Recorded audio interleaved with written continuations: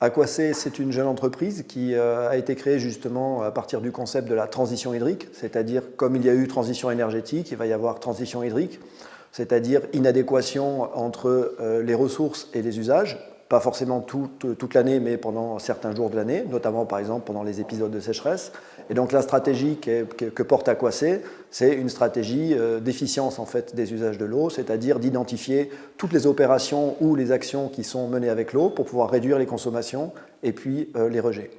Ça, c'est ce que l'on a fait à l'échelle de sites industriels, et donc on accompagne des groupes industriels dans cette stratégie de transition hydrique. Mais maintenant, ce que l'on est en train de mettre en place, c'est aussi d'accompagner les collectivités, les villes, mais aussi à l'échelle de territoires pour voir comment, sur des systèmes complexes que sont les territoires, arriver à remettre en adéquation les usages avec, in fine,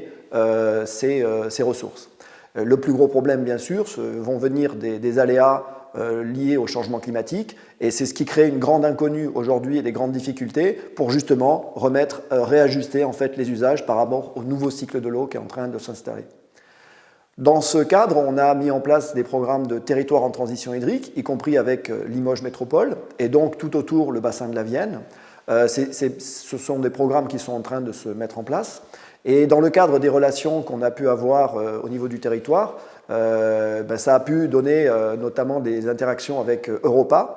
Et donc le colloque en fait, qui est présenté le 27 novembre. Et bien sûr, compte tenu du contexte, c'est quelque chose qui est extrêmement important pour nous, puisque la question de la gestion de l'eau n'est pas uniquement une problématique technique, mais c'est une problématique aussi juridique, c'est une problématique économique, puisqu'il va falloir grosso modo changer toutes nos manières de faire avec l'eau.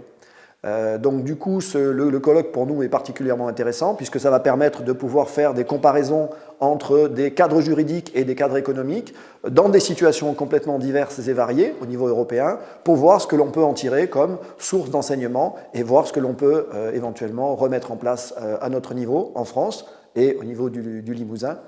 pour pouvoir justement réajuster en fait nos usages de l'eau avec la disponibilité des ressources.